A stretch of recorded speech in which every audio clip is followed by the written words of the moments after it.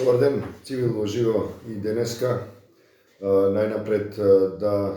се подсетиме на вчерашната одлука, декретот на американскиот председател Џо Бајден,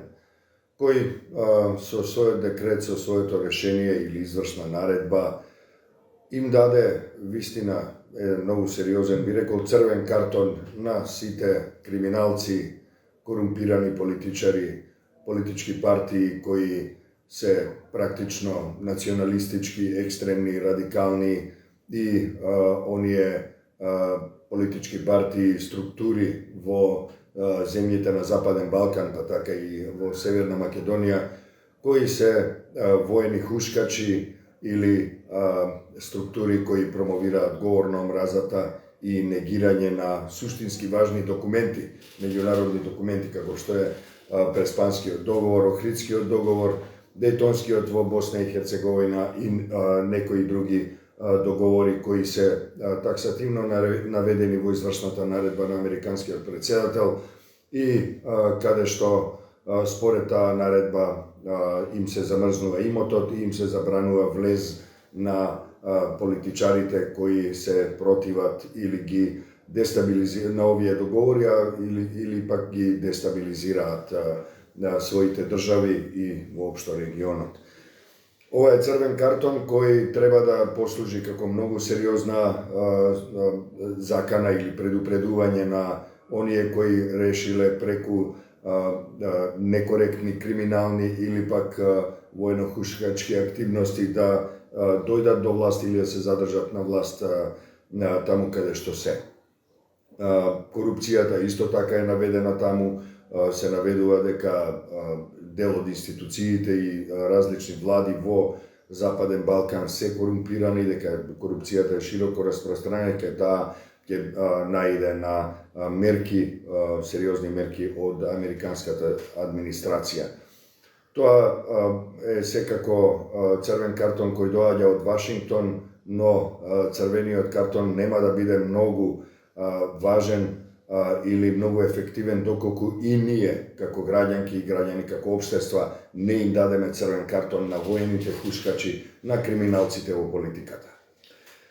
Толку за оваа многу важна одлука која допрва ќе предизвикува сериозни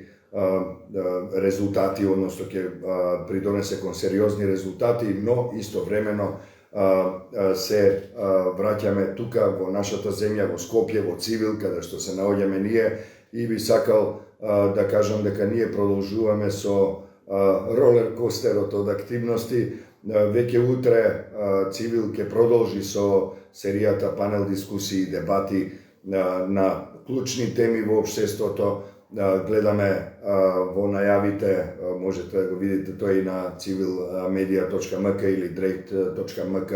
на албански јазик, првиот на македонски, дека утре Цивил ќе отвори уште една важна, според мене и најважна тема, младите и европските вредности.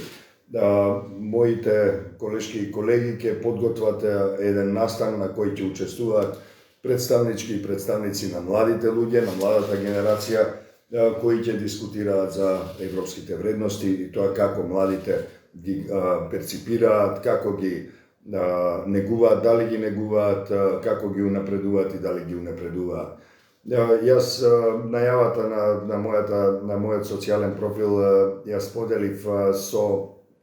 зборовите дека всушност мојата генерација или дел од мојата генерација е упропасти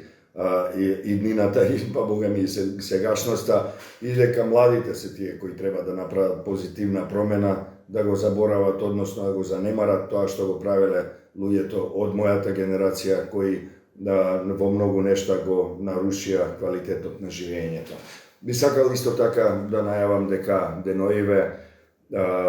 имаме, се подготвуваме за уште една дебата која се однесува на хибридните закани. Според тоа што го гледам во најавите, таа ќе се случи на 15 јуни. Инаку, знаете, 13 часот е нашиот редовен, вообичаен термин во кој ние работиме, ги одржуваме овие јавни настани, секако овде, токму на овој социјален профил, но и на YouTube каналот на Цивил,